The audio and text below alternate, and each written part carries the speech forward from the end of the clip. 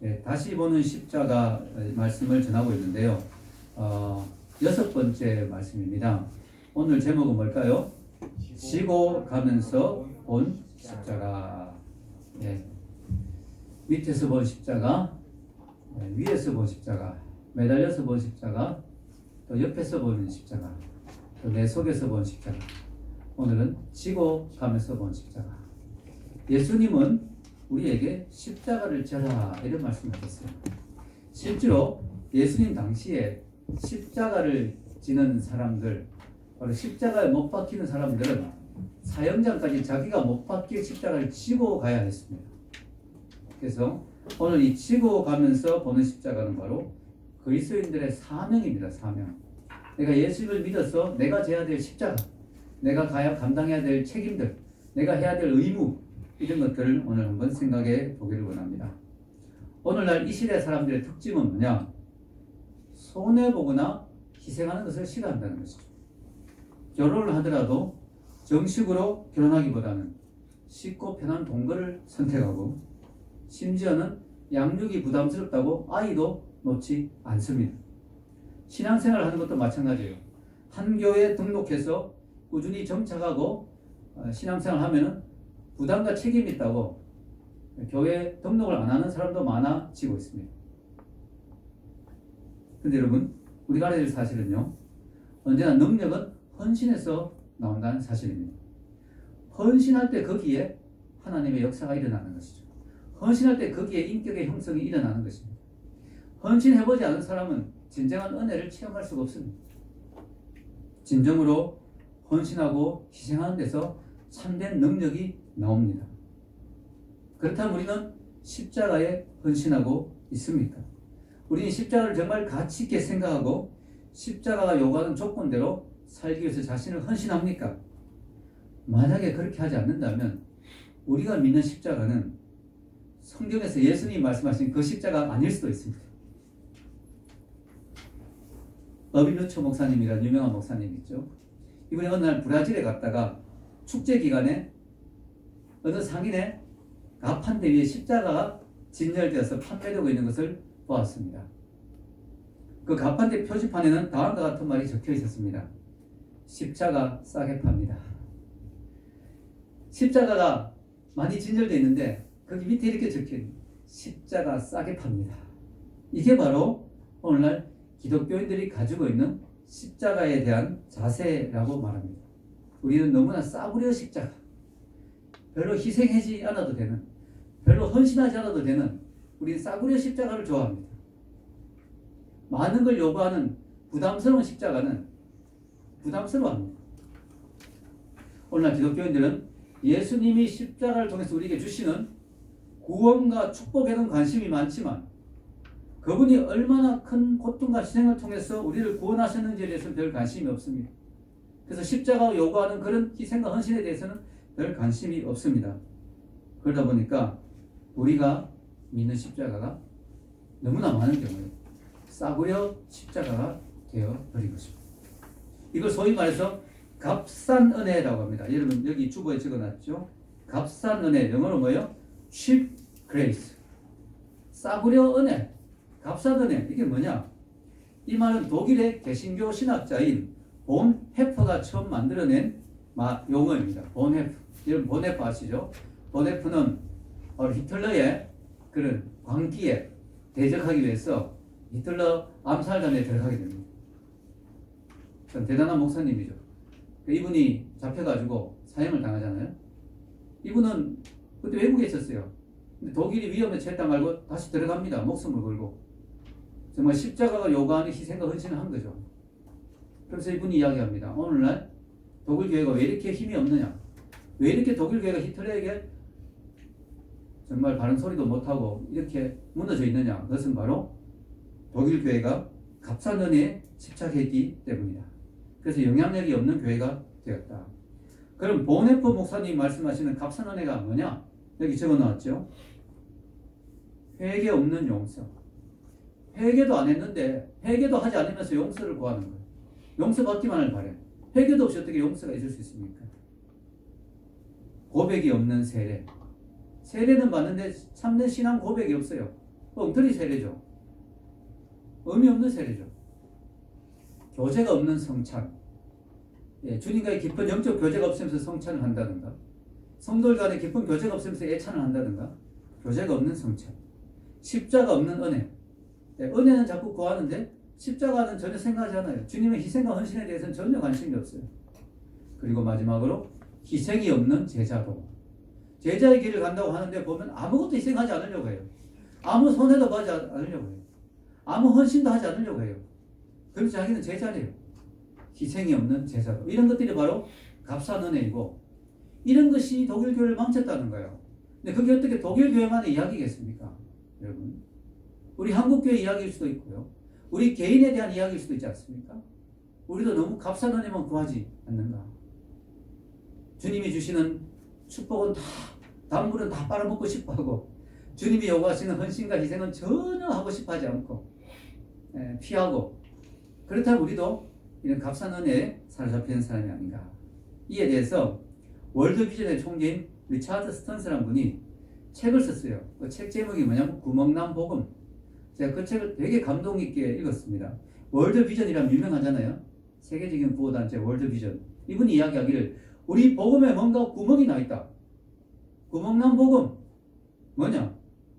서구 사회에서 복음을 듣고 구원받는 것에 대해서는 관심이 많지만 복음을 믿음으로 말미암아 감당해야 될 사명에 대해서는 전혀 관심이 없다. 그래서 서구의 기독교인들이 화려한 교회당에서 에어컨 막 틀어놓고 시원하게 예배드리면서도 저 아프리카에서 고통받는 정말 기독교에서 우리가 해야 될 책임들, 사회에 소외된 사람들 전혀 관심 없다. 이 부분에 대해서 우리가 생각해야 우리 복음이 완전해진다. 그래서 저희 교회도 사실 레디컬이라는 책을 읽고 도전을 받아서 우리가 정말 부족하지만 헌신해서 우리가 구제 단체에 우리가 헌금을 하고, 이번에 10명의 명단이 나왔더라고요. 여러분 같이 카톡에 구제 헌금하는 분들 같이 모여있죠. 지금 거기에 명단 올라가 있죠. 그래서 우리가 부족하지만 우리가 우리의 복음이 구멍나지 않기 위해서, 여러분 배에 구멍이 나면 어떻게 됩니까? 배가 가라앉아요. 우리의 복음에 구멍이 나 있다면 우리의 복음이 온전치 않다는 거야. 그게 우리를 구원해 줄 수 있느냐 이거죠. 이 물밀듯이 밀려오는 이 새 속에 물결 속에서 우리가 갖고 있는 복음이 구멍 나 있다면 우리가 가라앉지 않겠느냐 이거죠. 오늘 소위 이용자에게 친절한 교회라는 말을 많이 씁니다. 이게 적어놨죠. User Friendly Church. User Friendly라는 말 많이 씁니다. 그죠? 사용자가 좀 편하게 쓸 수 있는. 이런 컴퓨터 같은 거 프로그램이 나올 때도 유저 프렌들리 하면 좋죠. 사용자가 쓰기 편하게 프로그램이 나오고.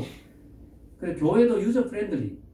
사용자가 쓰기 편한 교회가 돼야 된다. 이 말은 뭐냐면 교회에 온 사람들이 주차장도 시설도 잘 돼 있고, 에어컨도 잘 나오고, 의자도 푹신하고, 안내도 잘하고, 밥도 잘 나오고, 사람들이 막 교회에 오고 싶어하는, 교회 오기에 좋은 그런 환경을 만들어야 된다. 그런 교회가 돼야 된다. 이런 이야기를 사람들이 많이 합니다. 전 이 말이 틀린 것은 아니라고 생각해요. 왜냐하면 믿음도 없는 사람들인데 처음에 올 때 교회가 친절하게 잘 해줘야죠. 그러나 여러분 우리가 한 가지 놓쳐서는 안 되겠습니다. 그게 뭐냐면 교회가 유저 프렌들리의 마인드로, 그런 개념으로, 그런 핵심 가치로 계속 나가버리면 그게 십자가를 진다는가, 희생한다는가, 헌신하는 부분이 어디 있느냐 이거죠. 여러분 예수님도 처음부터 뭐 십자가를 지라 이렇게 하진 않았어요. 나를 따르라 하고 뭐 이렇게 예수님이 하다가 나중에 점점 높은 수준의 어떤 헌신을 요구하셨습니다. 그래서 처음엔 유저 프렌들리로 우리가 하는 거 필요하지만, 그러나 끝까지 목사가 교인에게 교회 나갈까봐 겁나서 예 하면서 떠받들어주고, 푹신한 데 앉으십시오, 편하게 하십시오, 그래 헌금만 열심히 내십시오, 이런 식으로만 교인들을 키우고 훈련하고, 훈련도 아니죠. 교회를 그렇게 교인들을 대한다면 그 교인들 속에 헌신, 희생, 십자가, 그 하나님 나라 가치가 어디 있겠느냐 이거죠. 그래서 우리가 이 두 가지가 같이 가야 된다는 거죠. 새신자에게 유저 프렌들리로 다가가지만, 그러나 어느 정도의 우리가 믿음이 생기면 헌신을 요구해야 됩니다. 왜냐하면 헌신에서 능력이 나온다니까요. 아멘. 헌신에서 진정한 축복이 나온다니까요. 여러분 교회 제가 목회를 오래 해보지만 대충 다니는 사람도 있어요. 그럼 삶의 변화가 안 일어나요. 하나님의 축복의 역사도 별로 안 일어나요. 근데 진짜 헌신하면 거기에 역사가 일어나더라고. 그 교인을 위해서도 헌신을 요구해야 되는 거예요. 십자가의 영성. 예수님 분명히 말씀했습니다. 오늘 이거 말씀 같이 한번 볼까요? 위에 누가복음 9장 23절 같이 읽겠습니다. 나를 따라오려거든 자기를 부인하고 날마다 자의 십자가를 지고 나를 따를 것이니라. 예수님이 제자들에게 이르신 말씀입니다. 무리에게 이르셨죠. 무리에게. 무리들은 아무 의미 없어요. 한순간에 흩어집니다. 한순간에. 그 많은 무리들이 예수님 십자가 못 박힐 때 다 도망갔어요. 심지어 예수를 못 박으라 막 소리치는 사람들이 되기도 했어요. 무리들은 의미가 없어요. 그래서 예수님은 무리를 보고 감동받는 적이 없어요. 우리 같은 교인이 많이 모이면 엄청 감동받잖아요. 와, 내가 교회를 개척했는데 5천 명이 모였다. 와, 기분 좋다. 예수님은 무리 보고 감동받은 적이 한 번도 없어요. 예수님은 제자들에게만 하시. 무리들이 막 오니까 야, 나 아무 생각 없이 따라오지 마라. 나를 따라오려거든 자기 십자가를 지고 자기를 부인하고 나를 따라야 된다. 그렇게 이야기했습니다. 우리가 신앙생활 하는 것이 신앙생활 하는 이유가 오로지 잘 먹고 잘 살기 위한 것이라면 우리의 신앙이 무속 종교와 뭐가 다르겠습니까? 여러분 무속 종교가 다 그런 거 아니에요? 비나이다 하면 잘 먹고 잘 살 수 있다. 그게 무속 종교잖아요. 우리의 신앙이 만약에 십자가가 전혀 없고 희생이 없고 헌신이 없고 하나님의 뜻이 없고 하나님 나라를 구하는 게 없고 그냥 잘 먹고 잘 살기 위해서 교회 다닌다. 하나님께 잘 보여가지고 복 많이 받고 싶었어. 그것만이 신앙생활의 이유라면 우리의 신앙이 무속 종교와 다를 바가 뭐가 있느냐는 거죠. 또 더 나가서 예수님이 이 땅에 오신 목적이 우리를 잘 먹고 잘 살게 해주기 위해서만이라면 예수님의 십자가가 너무 아깝지 않습니까? 예수님이 고작 그거 하려고 피 흘려 죽으셨습니까? 네. 그거 예수님 안 죽어도 우리 얼마든지 잘 먹고 잘 살 수 있잖아요. 긍정적 사고를 가지고 열심히 살면 잘 먹고 잘 살 수 있잖아요. 주식 투자 잘하면 잘 먹고 잘 살 수 있고. 자, 여러분, 예수님이 만약에 우리를 잘 먹고 잘 살기 해주기 위한 그 목적만으로 오셨다면 예수님의 죽음이 너무 억울하지 않습니까? 그거 아니라는 거죠. 예수님은 단순히 그 목적만으로 이 땅에 오신 게 아닙니다. 우리를 구원하고 더 풍성한 삶, 이 풍성한 삶에는 잘 먹고 잘 사는 것도 있겠지만 더 궁극적인 의미는 가치 있는 삶, 의미 있는 삶, 하나님 나라에 정말 가치 있는 삶을 살게 하기 위해서 우리를 구원하기 위해서 오셨다는 거죠. 아멘입니까? 예. 예수님의 십자가의 희생을 값싸게 만들면 안 된다는 거죠. 초대 기독교인들은 신앙의 자유를 위해서 맹수들에게 먹이로 던져지기를 기뻐했습니다. 한 번밖에 없잖아요. 누구나 인생이. 그렇지만 그들은 자기의 신앙을 위해서 예수님의 십자가를 위해서 그 희생과 헌신을 전혀 아까워하지 않았습니다. 근데 우리가 지금 너무나 신앙의 자유가 있는 나라에 태어났다는 이유만으로 우리의 신앙이 오로지 자기의 안녕과 축복만을 추구하는 데 초점이 맞추어졌다면 나중에 우리가 죽어서 천국 갔을 때 예수님의 얼굴과 믿음의 선배들의 얼굴을 보기에 부끄럽지 않겠느냐 하는 것입니다. 그래서 우리 신앙이 여러분 값싼 기독교가 되지 않도록 주의해야 됩니다. 아멘. 내 십자가가 값싼 싸구려 십자가가 아닌지 한번 고민해 봐야 됩니다. 내가 믿는 믿음이 말이지 싸구려 값싼 믿음이 아니냐, 무속 종교와 수준의 믿음이냐, 이거 한번 생각해 봐야 된다는 거죠. 예수님은 십자가를 요구하십니다. 다른 말로 하면 제자도입니다. 제자도. 십자가가 곧 제자도예요. 여러분, 예수 그리스도의 제자가 된다는 건 무엇을 의미하는 것일까요? 원래 제자란 말의 의미는 배우는 사람입니다. 배우는 제자. 우리 대학교에서 내 제자야, 이 사람 내 제자야 이러잖아요. 나한테 배우는 사람이에요. 근데 예수님은 제자의 의미를 좀 더 확대했어요. 좀 더 깊이를 두었습니다. 그게 뭐냐면 여기 적어놓았죠. 제자란 말이 뭡니까? 스승, 예수님의 가르침을 받아서 그 가르침을 배워서 믿을 뿐만 아니라 삶에서 실천하며 배우는 자. 실천하면서 배우는 자.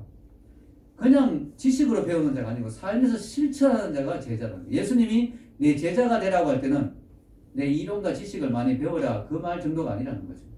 나를 따르라는 거죠. 풋스텝이라고. 예수님의 발걸음, 예수님의 발자국을 따라가야 됩니다. 삶에서 실천이 따라야 그게 진짜 제자라는 거죠. 여러분, 오늘 교회에서는 그리스도인과 제자를 구분합니다. 맞죠? 그냥 교회 다니는 사람은 그리스도인. 제자는 뭐예요? 교회에서 제자 훈련 받은 사람들, 1대1 양육 받은 사람들, 이런 사람들은 제자. 그냥 교회 예배만 나온 사람은 그리스도인. 이렇게 우리는 구분해요. 근데 여러분, 놀라운 사실은 예수님의 제자 중에 예수님이 너는 그리스도인이고 너는 제자다 이렇게 구분한 거 없어요. 초대교회에 보면은 그리스도인과 제자를 구분하지 않았어요. 무슨 말입니까? 초대교회 때는 예수님을 믿는다라면 곧 제자였어요. 왜냐하면 그때는 예수님을 믿으면 걸리면 죽어야 되거든. 예수님 믿다가 잡히면 죽어야 되거든. 그러니까 그냥 교회 한번 다녀볼까 이렇게 다니는 사람 아무도 없어요. 왜냐하면 교회 다니는 거 걸리면 죽는단 말이에요. 그러니까 교회 다니면 곧 제자예요. 교회 다닌다면 곧 온전히 예수님께 자기 삶을 온전히 드리고 헌신한 사람이 아니면 교회를 다닐 수가 없어요. 그래서 초대교회 당시에는 그리스도인과 제자가 곧 같은 의미였어요. 지금도 공산권이나 혹은 이슬람권에 예수 믿는 사람들은 그리스도인은 곧 제자예요. 왜냐하면 예수 믿는다고 신앙 고백하면 바로 집에서 쫓겨나야 되고 바로 직장을 잃게 되고 심지어 바로 죽임을 당하는 거기 때문에 예수님을 믿는 그리스도인이라고 할 때는 바로 제자의 삶을 헌신하지 않고는 그런 말을 할 수가 없어요. 근데 문제가 오늘 현대교회, 이 서구사회, 또 우리 대한민국의 이 교회는 이걸 구분하고 있죠. 왜냐하면 제자가 되지 않고도 얼마든지 그리스도인이 될 수 있으니까. 형식적으로. 교회 나와서 그냥 앉아있다가 하면 되잖아요. 그러면서 어디 가서 나 그리스도인이라 할 수 있잖아요. 근데 이거는 성경적이지 않아요. 이거 원래 없었던 거예요, 이런 거. 성경에 이런 거 없어요. 여러분. 제가 신학교 다닐 때 잊혀지지 않는 교수님의 가르침이 있는데요. 예수님이 우리에게 좁은 문으로 가라 이랬잖아요. 근데 대한민국의 기독교인들이 착각하고 있는 게 있다 이거예요. 예수님이 좁은 문으로 가라 우리 성경에 오거든요. 이것도 이렇게 생각해요. 오, 좁은 문. 목사님이나 전도사님이나 선교사님이 가는 문. 넓은 문. 세상 사람들이 타락한 인간들이 가는 문. 우리는 중간문. 많은 사람들이 중간문이 있다고 생각해요. 근데 성경에는 좁은 문 아니면 넓은 문이에요. 넓은 문은 지옥으로 가는 문. 구원이 없는 문. 그 문 아니면 좁은 문이에요. 근데 많은 교인들이, 교회 다니는 사람들이 좁은 문은 고난의 길, 헌신의 길, 목사님들이 가는 길, 선교사님, 전도사님들이 가는 길. 우리 평신도는 평신도잖아. 그러니까 우리는 중간길, 중간문 없어요. 없다는 거예요. 여러분 중간문은 없어요. 넓은 문 아니면 좁은 문. 여러분 좁은 문을 안 걷고 있다면 여러분 지금 넓은 문을 걷고 있는 거예요. 그걸 알아야 됩니다. 적당히 믿다가 적당히 천국까지 이렇게 생각하면 안 돼요. 그런 문 없어요. 아멘? 예. 예수님은요, 우리에게 나를 따라오려거든 자기를 부인하고 날마다 제 십자가를 지고 나를 따라라 했습니다. 이게서 우리가 이 자기 십자가를 지고 예수를 따르는 걸 너무 거창하게 생각하면 우리가 힘들어져요. 왜냐하면 나도 순교해야 되냐? 이렇게만 생각하면 부담스럽죠. 또 아무나 순교할 수 있는 것도 아니고요. 그런데 날마다라고 되어 있잖아요. 날마다. 저는 날마다라는 단어가 좋더라고요. 왜냐하면 매일매일의 삶에서 우리의 모든 선택과 우리의 삶의 행동과 태도와 말과 그 모든 것이 다 십자가를 지는 제자도의 삶이 되어야 된다는 거죠. 그래서 어떻게 보면 제자도는 한 번의 화끈한 헌신과 한 번의 화끈한 순교로서 드러나는 게 아니라 날마다의 삶에서 날마다의 말에서 행동에서 내 가족을 어떻게 대하느냐, 남편이 아내를 어떻게 대하느냐, 아내가 남편을 어떻게 대하느냐, 부모가 아이를 어떻게 대하느냐, 아이가 부모를 어떻게 대하느냐, 선생님이 제자를 어떻게 대하느냐, 직장 상사가 부하를 어떻게 대하느냐에서 다 나온다는 거예요. 우리 별처럼 빛나는 교회 그 모교회인 역할을 하는 교회가 빛의 자녀들의 교회라는 교회였잖아요. 김현 목사님 통해서 우리 교회가 시작됐으니까. 그런데요, 김현 목사님은 영성이 좀 대단하죠. 또 선교사 출신이고 그러니까 순교를 자주 이야기합니다. 그래서 그 교회 교인 중에는 이런 걱정하는 사람이 있어요. 야, 이 교회 열심히 다니다가 순교하는 거 아니야? 근데 어떤 목사님이 그게 부목사님이 이렇게 대답했대요. 참 그 대답이 재밌더라고요. 걱정하지 마십시오. 날마다 순교하지 않으면 중요한 순간에 절대로 순교 못합니다. 우리가 날마다 죽노라, 바울이. 날마다 순교하는, 날마다 자기 십자가 지는 삶을 살지 않으면 결정적인 순간에 큰 십자가 못 지죠. 결정적인 순간에 순교 못하죠. 그래서 우리가 하나님 허락하시면 우리가 화끈한 순교도 해야 되겠지만 그러나 그건 하나님께 달려있고 우리가 해야 될 일은 날마다 자기 십자가를 지는 것. 이게 어렵게 생각하지 마세요. 어윈누처 목사님 이렇게 말했잖아요. 우리가 져야 하는 십자가란 우리가 예수님을 믿지 않았다면 겪지 않아도 될 어려움입니다. 그러니까 예수님을 믿지 않았으면 이거 안 해도 되는데 말이지. 예를 들어 시험을 치는데 막 컨닝 하면은 100점이 나올 수 있어요. 컨닝 페이퍼를 막 친구가 줘요. 근데 예수 믿기 때문에 그걸 볼 수가 없어. 그게 이제 십자가지. 네. 내가 사업을 하는데 거짓말 조금만 하면 서류 조작 조금만 하면 내가 돈을 더 벌 수 있는데 그거 못해 나는 예수님 믿기 때문에. 이게 십자가라는 게 이게 어려운 게 아니고. 네. 누가 나에게 심하게 한데 뭐 화를 확 낼 수 있는데 예수님 때문에 나는 화를 못 내. 이게 십자가라는 거죠. 네. 그래서 여러분 우리가 자기의 십자가를 진다는 것은 우리가 그리스도인이라는 이유 때문에 고난당하고 희생하고 헌신하고 견디고 인내하는 것, 그걸 말하는 거예요. 여러분, 예수님은 자기 죄가 아닌 우리의 죄를 위해서 십자가를 지셨습니다. 우리 또한 다른 사람을 위해서 우리의 아픔과 연약함을 대신 짊어주는 것. 그게 바로 십자가라는 겁니다. 내가 나의 이익만을 위해서 하는 게 아니라 다른 사람의 이익을 위해서 내가 좀 더 희생하고 헌신하고 좀 더 수고해 주는 것. 그게 십자가고 그때 생명의 역사가 나타난다는 거예요. 그래서 바울이 이런 말 했잖아요. 읽어봅시다. 그런즉 사망은 우리 안에서 역사하고 생명은 너희 안에서 역사하느니라. 이게 멋있는 말이에요. 바울이 이 말이에요. 내가 너희들 때문에 조금 더 희생해주고 조금 더 죽어주니까 너희들 가운데 그리스도의 생명이 나타난다 이거예요. 바울이 심지어는 헌금도 막 사례비도 막 거절했잖아요. 그게 또 덕이 안 될까봐. 바울이 돈 때문에 뭐 사회가 이런 말 들을까봐. 바울이 좀 더 희생하고 좀 더 헌신하고 좀 더 손해보니까 그 바울을 통해서 사람들이 감동받잖아요. 좀 더 생명의 역사가 그들 가운데 일어난다는 거예요. 바울이 복음을 위해서 좀 더 채찍맞고 좀 더 고통당하니까 더 많은 곳에 교회가 개척되고 더 많은 곳에 생명의 역사가 일어나고. 아멘? 그게 십자가라는 거죠. 그게 십자가. 우리가 쉽지 않은 게 뭐냐면은 오늘날 이 시대가 뭐냐면 자기중심적인 시대. 자아 포기가 어려워요. 자기를 부인한다는 게 어렵다니까요. 왜냐하면 이 시대는 전부 자기를 위해서 사는 시대. 자, 바울이 디모데후서 3장 2절에 말세의 특징을 이야기합니다. 여기 보면 제일 먼저 나오는 게 뭐예요? 읽어봅시다. 시작. 사람들이 자기를 사랑하며 돈을 사랑하며 자랑하며 교만하며 비방하며 부모를 거역하며 감사하지 않으며 거룩하지 않으며. 말세의 특징을 뒤에 쫙 적어놨어요. 바울이. 그죠? 여러분 잘 아시죠? 이 말씀. 근데 제일 처음 나온 게 뭐예요? 말세의 제일 큰 특징이 뭐예요? 자기를 사랑하는 거다. 이게 그래서 영어로 이렇게 돼요. 미 제너레이션.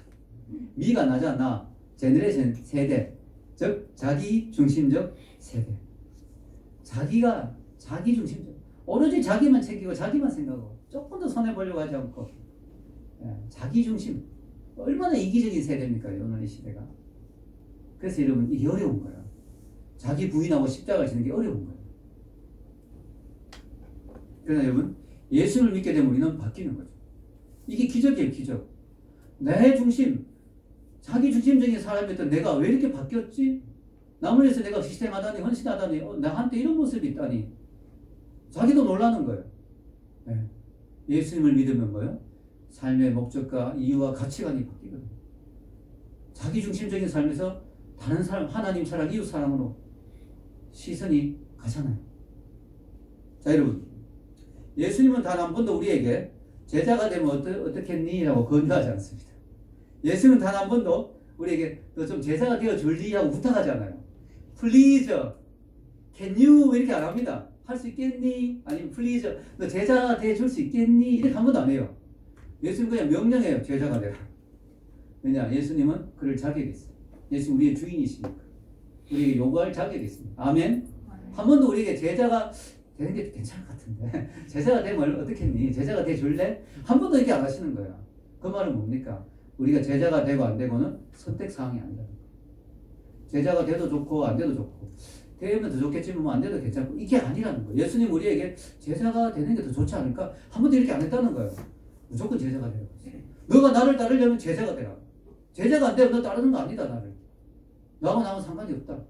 그래서 우리는 제자가 되는 게 여러분 선택사항이 아니라는 거 알아야 됩니다. 이거는 의무예요. 필수예요. 여러분 교회 나와서 예수 믿는다면 뭐 제사가 되어 그렇게 힘들게 인생을 살 필요가 있어. 적당히. 그런 게 없다는 거예요, 여러분. 없어요, 그런 게. 중간문이 없다니까요. 좁은 문밖에 없어요. 아니면 넓은 문. 예수님은 단 한 번도 우리에게 선택 사항으로 준 적이 없습니다. 제사가 되는 것에 대해서. 여러분, 에이미 카마이클이라는 여자분이 있어요. 이분은 영국 아일랜드 출신인데요.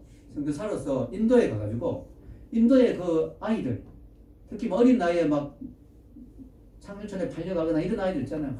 신전에, 특히 신전에 팔려가가 막 그런 역할을 하는 아이들. 이거 막 탈출시키는 거예요. 그 아이들 보고 너무 마음이 무너져가 이 사람이 시집도 안 가고 평생을 그 아이들 탈출시키고 구출해가지고 고아를 키우는 그 일에 헌신해. 대단한 분이죠. 에이미 카마이클. 이분이 시를 하나 썼어요. 시가 이런 시예요. 제가 한번 읽어드리겠습니다. 제목이 그대는 아무 흔적도 가진 것이 없는가. 그대는 아무 흔적도 없는가.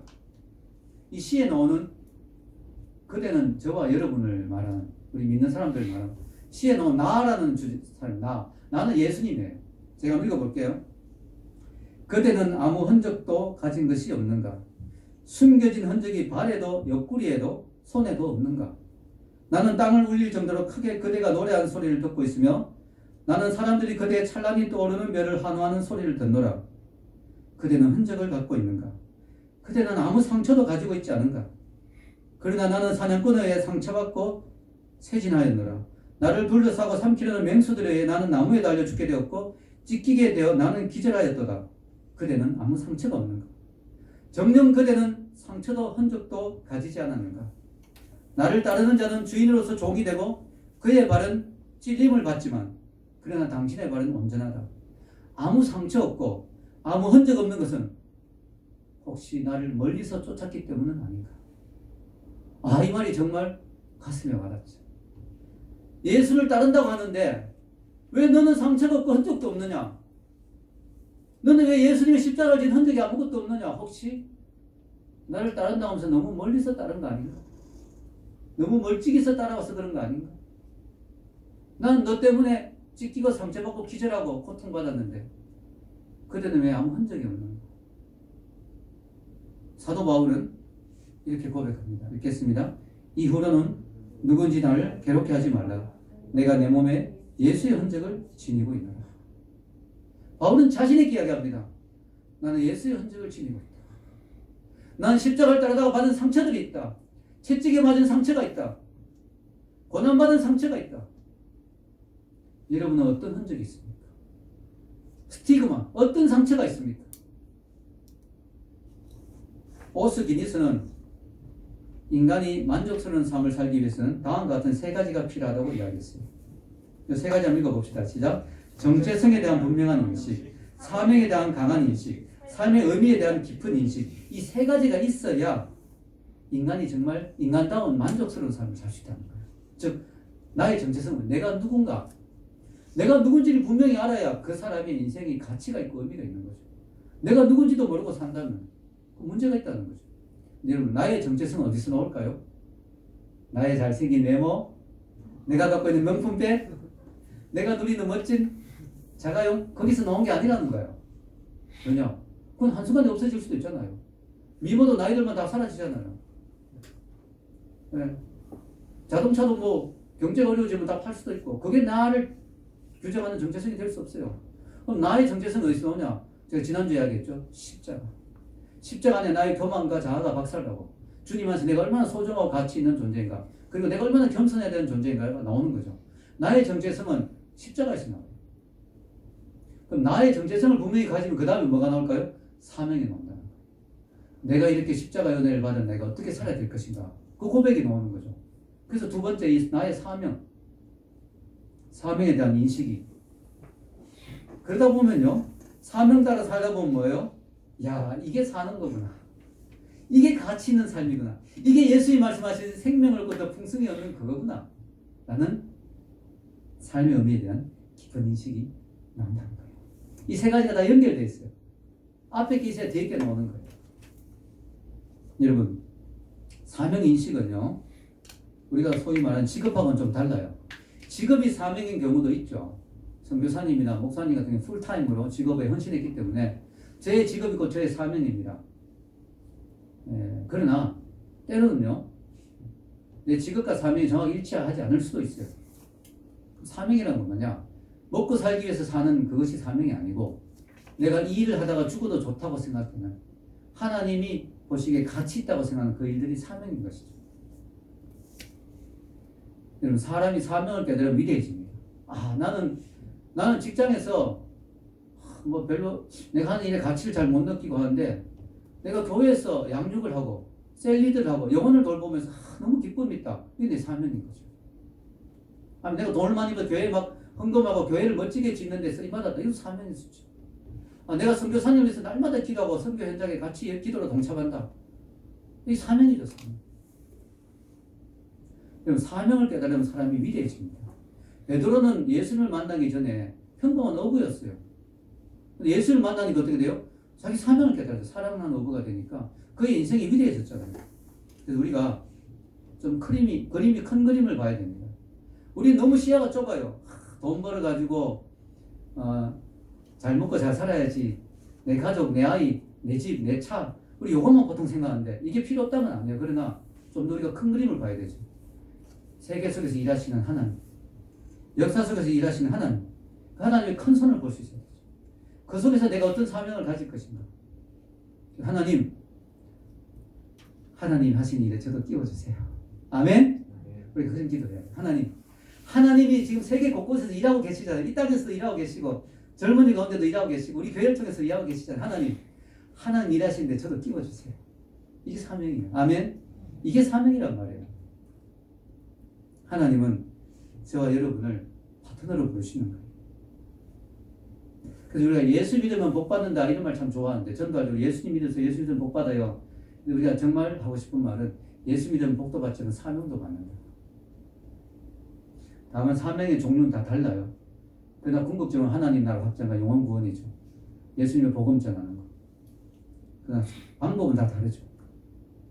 여러분이 젊은 나이 20대, 30대 예수님을 믿게 됐다면 이 부분에 대해서 정말 고민하고 기도 많이 해야 됩니다. 제가 청년들 집회 가면 자주 하는 말이 있습니다. 뭔지 아세요? 인생에서 가장 많이 기도해야 될 때가 언제일까? 나이 들어서 늙어서 할 일 없으면 기도 많이 해야죠. 아닙니다. 20대, 30대가 인생에서 가장 많이 기도해야 될 때입니다. 우리 아이들도 있지만 왜 제가 그런 이야기 하느냐? 제가 인생을 살아보니까요. 인생에서 정말 중요한 두 가지가 있거든요. 그게 뭐냐면 누구와 결혼할 것인가 그리고 어떤 것을 하면서 살 것인가. 이 두 가지가 인생에서 제일 중요해요. 이게 언제 결정되냐면 20대, 30대 때 결정되나. 저는 지금 고민 안 합니다. 누구와 결혼할 것인가 고민 안 해요. 이미 정해져 있습니다. 내가 앞으로 뭘 할 것인가 어떤 일을 할 것인가 고민 안 해요. 내 지금 직업이나 하는 일이 다 정해져 있잖아요. 지금에서 열심히 계속 잘하면 돼요. 목표 열심히 하고 유튜브 하고 책 쓰고 필요하면 강연도 하고 이거 그냥 꾸준히 열심히 하면 돼요. 난 지금 앞으로 내가 뭘 하지 이런 거 고민 안 해요. 여러분 20대 30대는 영, 젊다, 유스 영이 Y자 Y는 길이 두 갈래. 잘못된 길로 갈 수도 있어요. 여러분 잘못된 선택을 할 수도 있어요. 왜냐면 20대 30대는 인생에서 가장 중요한 결정들을 20대 30대 다 하는 거예요. 그래서 여러분 지금 목숨 걸고 기도해야 돼요. 아멘. 진짜 열심히 기도해요. 제가 지금 돌이켜봐도 제가 20대 30대 때 진짜 기도 많이 했던 것 같아요. 특히 하나님 제가 누구와 결혼해야 됩니까? 제가 앞으로 뭘 해야 됩니까? 그 두 가지 놓고 진짜 치열하게 기도했던 것 같아요. 여러분 20대 30대 기도 많이 했어요. 아멘? 제일 중요할 때예요. 왜냐? 우리는 한 번밖에 없는 인생 사명을 위해서 살아야 돼요. 주님께 쓰임받는 인생이 돼야 되거든요. 어차피 한 번 살다 가는 인생인데 주님 앞에 쓰임받다 가야 될 거 아닙니까? 꼭 목사가 되라는 게 아니에요. 어떤 방법은 하나님 부르심 따라 하나님 부르심이 다양하니까 하나님께 쓰임받다 가야 될 거 아니에요. 아멘? 20대 30대 때 많이 기도해야 되죠. 기독교에서는 사명을 십자가라고 표현하죠. 여러분 십자가라면 우리 보통 부담스러워하는데요. 십자가 우리를 살립니다. 아프리카의 어떤 부족은 깊은 급류가 있는 강을 걷는데 꼭 무거운 돌을 등에 지고 걷는데요. 왜냐하면 그냥 가면 뭐 물에 휩쓸려 가버리는데 무거운 돌을 지고 가면 그 돌 무게 때문에 급류에 안 휩쓸리고 무사히 강을 걷는다는 거예요. 십자가가 우리에게 부담이지만 그 십자가 때문에 우리가 새 속에 물들지 않고 새 속에 휩쓸려 가지 않고 우리가 하나님 기뻐하시는 삶을 살 수가 있는 능력이 거기서 나오는 거죠. 그래서 저는 그렇게 말하고 싶습니다. 때로는 내가 십자가를 등에 업고 가는 것 같지만 때로는 십자가가 나를 업고 간다.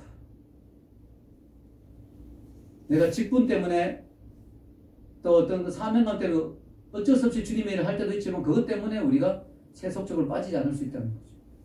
마치 비행기의 날개와 같죠. 비행기에 날개가 붙어있으면 비행기가 더 무거워지지만 그 날개 때문에 날잖아요. 십자가가 우리에게 있으면 그게 부담스럽고 인생에 참 부담이지만 그러나 그것 때문에 우리는 더 거룩하게 살고 더 하나님께 온전히 살고 더 헌신되고 저도 제가 목사가 아니라면 이렇게 열심히 성경 읽을지 모르겠어요. 요즘 성경 읽기 뭐 이런 것도 만들어가지고 교회에서 근데 좀 분량이 되게 많은 분량을 해가지고 근데 목사기 때문에 저는 하나도 안 빠지고 있습니다. 왜냐? 내가 먼저 모범이 돼야 되니까. 내가 목사니까. 내가 목사가 아니면 이렇게까지 많이 읽겠는 왜냐면 저는 그것만 읽는 게 아니라 또 읽는 게 있거든요. 왜냐하면 제가 이제 앞으로 또 설교할 본문들, 수련할 본문들 뭐 이런 것들도 생각하면서 미리 또 읽고 있거든요. 거기다 매일 또 큐티 올리잖아요. 하루도 안 빠지고 큐티 올리잖아요. 여러분 그냥 올라가 있는 거 보면 쉽지요. 올리는 사람 힘듭니다 이거. 한 시간씩만 고민하고 막. 근데 내가 목사가 아니면 이렇게 하겠느냐 이거지. 근데 덕분에 내가 거룩하게 사는 거야. 죄를 못 지어요. 죄를 짓고 싶어도 이건 뭐 매일 큐티해야 되고 매일 기도해야 되고 어떻게 죄를 짓겠어요. 그러니까 여러분 우리가 십자가 때문에 더 거룩해지는 거예요. 아멘. 네. 여러분 결론을 내리겠습니다. 이 세속적인 그리스도인과 세계적인 그리스도인 저는 이야기를 하고 싶은데요. 세속적인 그리스도인은 뭡니까? 교회는 다니는데 세상에 나가면 똑같이 세상같이 사는 거예요. 교회는 다닌 것 같은데 세상에 나가면 제자가 아니고 완전히 그냥 세상적으로 사는 거예요. 이게 세속적인 그리스도인이에요. 우린 그런 사람이 되면 안 되고요. 세계적인 그리스도인. 그건 뭐냐면 해외여행 많이 다닌다 이런 뜻이 안 돼요. 하나님 세계 경영을 하고 계시잖아요. 이 세계를 움직이고 계시잖아요. 거기에 우리가 어떤 식으로든지 참여하는 게 바로 세계적인 그리스도인이에요. 한 번도 외국에 안 나갔더라도 우리가 골방에 있더라도 열방을 위해서 기도하고 우리는 세계적인 그리스도인이에요. 아멘. 우리가 세속적인 그리스도인이 아니라 세계적인 그리스도인. 하나님의 세계 경영에 동참하는 그런 그리스도인이 될 때 하나님이 기뻐하실 줄로 믿습니다. 우리가 사명을 회피하면 안 됩니다. 그게 이 땅에 태어난 이유고 하나님 나를 부르신 이유입니다. 우리가 사명을 깨닫고 십자가를 지는 그런 인생이 되길 주의 이름으로 축원합니다. 기도하겠습니다.